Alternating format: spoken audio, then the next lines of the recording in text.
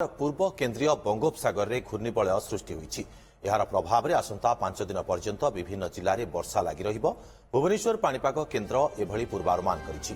आज 4 जिला केन्दुझर, मयूरभंज, कोरापुट और मालकानगिरी में प्रबल वर्षा नहीं पाणीपाग विभाग कहिछि। सेपरि आसंता काली पुरी, कटक, खोर्धा समेत बहु जिले में वर्षा होबार संभावना रही। तेज कोरापुट, कंधमाल, मालकानगिरी और गंजाम जिले में अति प्रबल वर्षा होबार संभावना रही।